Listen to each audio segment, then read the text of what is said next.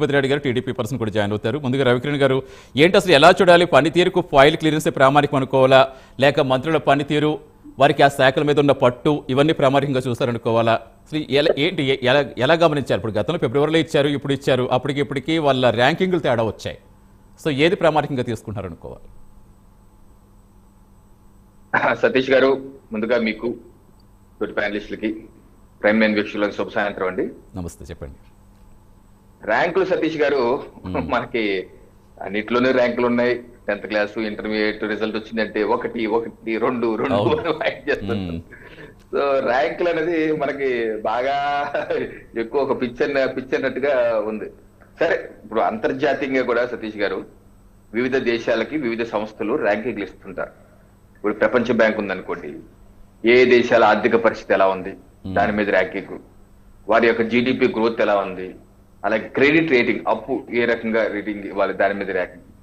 లేదా ఐక్యరాజ్య సమితి ఉందనుకోండి, ఫుడ్ ఇండెక్స్ అను, లేకపోతే సెక్యూరిటీ ఇండెక్స్ అను, లేకపోతే టెర్రరిస్ట్ ఇండెక్స్ అను, రకరకాల ఇండెక్స్లు, అలాగే గుడ్ గవర్నెన్స్, సుపరిపాలన ఇండెక్స్ ప్రపంచవ్యాప్తంగా ఇస్తుంటారు. గతంలో మనకు 2014లో 150 160 ఉండేది, ఇప్పుడు అది 30కో 35కో వచ్చింది. అలాగే ప్రపంచవ్యాప్తంగా రేటింగ్. అలాగే మన దేశంలో కూడా సుపరిపాలనకి కేంద్ర ప్రభుత్వం కూడా రేటింగ్లు ఇస్తుంది. ఈ గవర్నెన్స్ లో మన రాష్ట్రం, ఆంధ్రప్రదేశ్ రాష్ట్రం అయితే గత 5-6 ఏళ్లుగా నాకు తెలిసి నెంబర్ 1 స్థానంలో ఉంది. అలాగే ర్యాంకింగ్లు ఉండటం మంచిది, ఎందుకంటే ర్యాంకింగ్లు ఉండటం వల్ల ఒక పోటీ ప్రపంచం, ఒక సుహృద్భావ వాతావరణంలో ఒక పోటీ అయ్యే విధంగా నేను కూడా ఫస్ట్ అవ్వాలి, నేను కూడా నా రాష్ట్రం కూడా ముందుకు రావాలి అన్నది ఒక పోటీ తత్వం ఉండటం మంచిది. ఇప్పుడు మన టాపిక్ వచ్చేసి మంత్రి వర్గానికి మంత్రులకు ఇచ్చినటువంటి రేటింగ్. అవును, ఇప్పుడు మీరు చెప్పారు ఉపోద్ఘాతంలో మంత్రులకి ఫిబ్రవరి 6, 2025 అప్పుడు ముఖ్యమంత్రి గారు కొన్ని రేటింగ్స్ ఇచ్చారు. అప్పుడు రేటింగ్ లో నెంబర్ 1 ఫారూక్, నెంబర్ 2 దుర్గేష్ గారు, నెంబర్ 3 శ్రీనివాస్ గారు, నెంబర్ 4 నాదిల మనోహర్ గారు అయితే, నెంబర్ 8 లోకేష్ గారు, నెంబర్ 10 పవన్ కళ్యాణ్ గారు, నెంబర్ 6 చంద్రబాబు రెడ్డి గారు. అప్పుడు లాస్ట్ లో ఉన్నదేమో బహుశా నిమ్మల రామానాయుడు గారు అనుకుంటా, లేదా సుభాష్ గారు లాస్ట్ లో ఆ రేటింగ్స్. అప్పుడు సుభాష్ గారు రాస్తూ ఉన్నారు. ఇప్పుడు చంద్రబాబు గారు పూర్తిగా, అవునండి, ఇప్పుడైతే పూర్తిగా కంప్లీట్ లిస్ట్ అయితే రాలేదండి. ఏదో కొంచెం ఏదో వచ్చింది బయటికి. దీనిలో చంద్రబాబు నాయుడు రేటింగ్ రాలేదు, పవన్ కళ్యాణ్ గారి ర్యాంక్ ఏదో రాలేదు. ఇప్పుడు కొన్ని వచ్చింది, నిమ్మల రామానాయుడు ఫస్ట్ ర్యాంక్ అంటున్నారు, సెకండ్ ర్యాంక్ నారా లోకేష్ అంటున్నారు, థర్డ్ ర్యాంక్ సత్యకుమార్ గారు అంటున్నారు. సో ఇలాగా లాస్ట్ లో పయ్యావుల కేశవ్ గారు అంటున్నారు. పూర్తి సమాచారం కూడా లేదు. అయితే మనకు వస్తున్న సమాచారం ప్రకారం ఏంటంటే, దీనికి ప్రాతిపదిక ఏం తీసుకున్నారు అన్నది ముఖ్యం. ప్రాతిపదిక ఏం తీసుకున్నారు మనకు ఏం వస్తుంది ఏంటంటే, ఫైల్ క్లియరెన్స్, అంటే ఫైల్ క్లియర్ చేసి తన డిపార్ట్మెంట్ నుంచి పంపించడం. ఇదే ప్రాతిపదిక తీసుకుంటే, ఇంకా ఫైల్ ఏదొస్తే సంతకం పెట్టేసి పంపించేస్తా ఉంటే పని అయిపోయినట్టేనా? ఫైల్ వెళ్ళిపోతే, తన పేషీ నుంచి ఫైల్ వెళ్ళిపోతే ఇంకా సెక్షన్ లో ఎక్కడ ఉండదు, అది డిపార్ట్మెంట్ కి వెళ్ళి ఇంప్లిమెంట్ అయిపోతున్నట్టేనా? ఎందుకంటే ఒక ఫైల్ సంతకం పెట్టాక వెళ్ళాక సతీష్ గారు, అది ఎక్కడన్నా ఇరుక్కుపోవచ్చు. అవును, సెక్రటరీ స్థాయిలో ఇరుక్కుపోవచ్చు, జాయింట్ సెక్రటరీ స్థాయిలో ఇరుక్కుపోవచ్చు, లేదా జిల్లా స్థాయిలో ఇరుక్కుపోవచ్చు, లేదా ఇంప్లిమెంటే కాకపోవచ్చు. ఫైల్ సంతకం పెట్టేసి ఉండొచ్చు, అది ఇంప్లిమెంటే అవలేదేమో. ఇంకా కోలమానం ఏంటి? కేవలం ఫైళ్లు చకచకా సంతకాలు పెట్టేసి రోబోలాగా రజనీకాంత్ గారు రోబో సినిమాల వరకు సంతకాలు పెడుతుంటారు, ఇలా సంతకాలు పెట్టేసి తోసేద్దామా లేకపోతే ఏంటి అన్నది చూడాలి.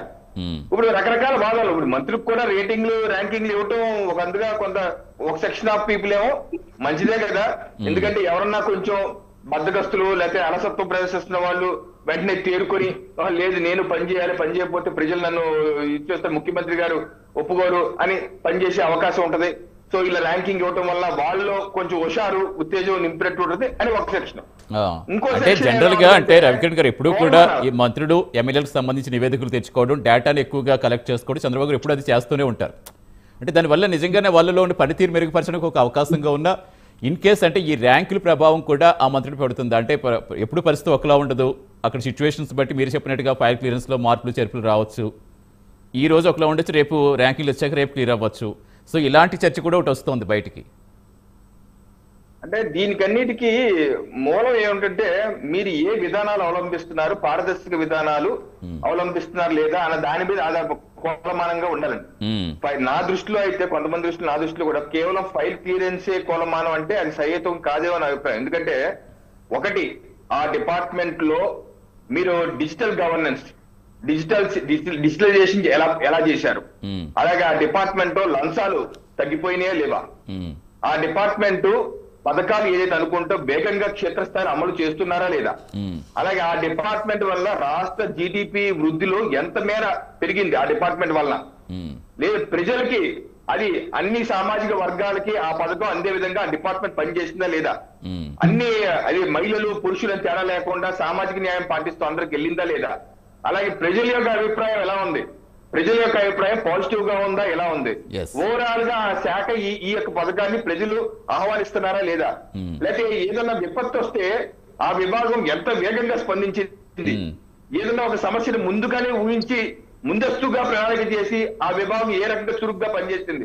ఇలాగ అనేకమైనటువంటి శాస్త్రీయ కోణాలు తీసుకోవాలి సతీష్ గారు, అనేకమైన శాస్త్రీయ కోణాలు తీసుకొని ఆ యొక్క పారామీటర్స్ మీద ఆ యొక్క కొలబద్దు మీద ఒక శాస్త్రీయ అధ్యయనం చేస్తే దీనికి విలువ ఉంటది. కానీ ఫైల్ క్లియరెన్స్ చేశారు, రోబోల రజనీకాంత్ గారు సంతకం పెట్టారు, పంపించేశారు, ఒకటి ఒకటి ఒకటి రెండు రెండు రెండు అంటే దానివల్ల ఉపయోగం ఎంతవరకు ఉంటుందో నాకైతే డౌట్. ఇంకోటి అంటే మేబీ ప్లైల క్లియరెన్స్ ప్రామాణికంగా తీసుకున్నా అనుకోవడం, మనం ఒకవేళ ఈ డేటా అంతా కలెక్ట్ చేసి దాని ఆధారంగా ఎమ్మెల్యేకి ఎప్పుడు వార్నింగ్ ఇవ్వడం ఇలాంటివన్నీ చూస్తూ వస్తున్నాం. కాబట్టి ఇప్పుడు చెప్పింది అయితే ప్లైల్ క్లియరెన్స్కి తొందరగా మీరు ప్లైల్ క్లియరెన్స్ చేయాలి, ప్రజలకి ప్రతిదీ కూడా పారదర్శకంగా కనిపించాలనే మాట అయితే ఆయన చెప్పడం మనం విన్నాం.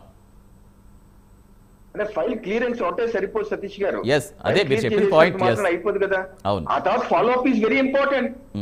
What is there to sign, ఎవరు సైన్ చేయడం పెద్ద ఎంతసేపు పడుతుంది, సైన్ చేయాలి కాదు అది కాదు కదా. దాని planning, implementation, execution, feedback, expected result, expected outcome, ప్రభుత్వం మీద మంచి ఆలోచన రావాలి, అలా వస్తుందా లేదా, లేకపోతే బ్యాక్ ఫైర్ అయ్యి లంచాలు అవుతున్నాయా, అధికారులు తినేస్తున్నారా, లేకపోతే మంత్రి తినేస్తున్నాడా, లేకపోతే ఎమ్మెల్యే తినేస్తున్నాడా, లేకపోతే ఇంకేమైనా ప్రతిపక్షాలకి ప్రెస్ మీట్లు పెట్టి ప్రతిపక్షం యొక్క ఆరోపణల్ని సమర్థంగా తిప్పుకొడతాడా లేదా మంత్రి, ఆ మంత్రికి ఇచ్చిన ఇన్ఛార్జ్ జిల్లా ఏ రకంగా పర్యటిస్తున్నాడు, అక్కడ ఉన్న సమస్యలు పరిష్కరిస్తారా లేదా, ఇవన్నీ అనేకమైన కోలమానాలు ఉంటాయండి.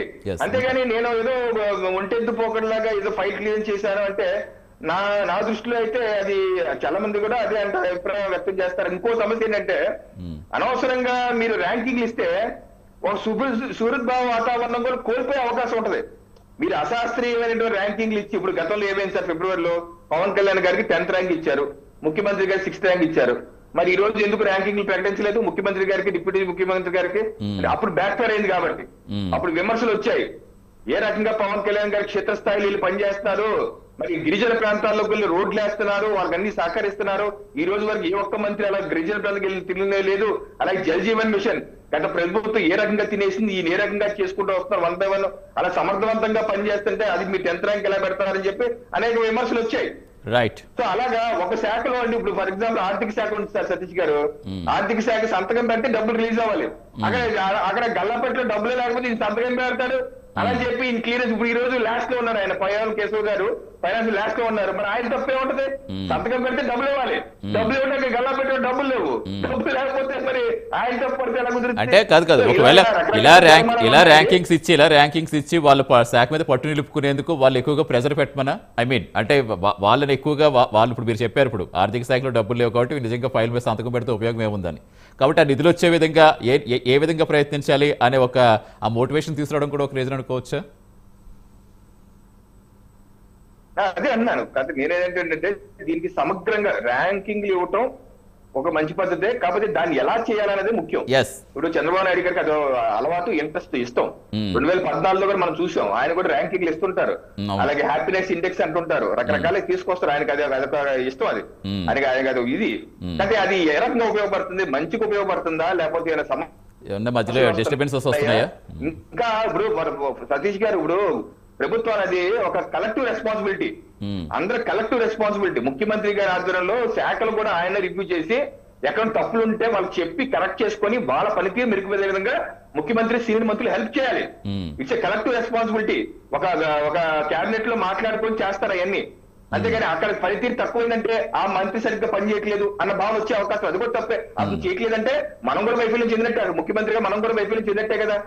ఇవన్నీ మనం చూసుకోవాలి. ఇవన్నీ మరి ప్రజల్లో రాంగ్ సిగ్నల్ వెళ్ళే అవకాశం ఉంటుంది. ఇంకో రాంగ్ సిగ్నల్ ఏంటంటే ర్యాంకులు తక్కువ ఉన్న వాళ్ళకి మంత్రి పదవులు తీసేస్తారేమో అని అనవసరమైనటువంటి ప్రచారం కూడా ప్రతిపక్షాలు చేసే అభద్రతా భావం కూడా ఉంటుంది. 2016-17లో కూడా రైట్ సార్, రైట్, కంటిన్యూ చేద్దాం సార్. 2016 ఇటువంటి సమస్య వచ్చిందండి. Oh. ర్యాంకింగ్ విషయంలో తక్కువ ర్యాంక్ వచ్చేసి తీసేస్తారు మంత్రులు ప్రచారం, ఒక సోషల్ మీడియా ప్రచారం చేశారు. ఇప్పుడు ప్రతిపక్షాలు కూడా ఆ పని చేయొచ్చు. సో మంచి చేయబోడి చెడే అవకాశం ఉంటుంది. సో అందుకనే ఏంటంటే దీన్ని ఒక మొక్కుబడి కార్యక్రమాలు కాకుండా ఒక శాస్త్రీయంగా అధ్యయనం చేసి ఆ శాఖల యొక్క పనితీరు మెరుగుపడే విధంగా, తద్వారా ప్రభుత్వానికి మంచి పేరు వచ్చే విధంగా, ప్రభుత్వం పనితీరు మెరుగు విధంగా ఒక హోలిస్టిక్ అప్రోచ్, ఒక సమగ్రమైన అప్రోచ్ తో వెళ్ళాలని చెప్పేసి నా యొక్క ఉద్దేశం. Right sir, right. రామారావు గారు నమస్తే అండి.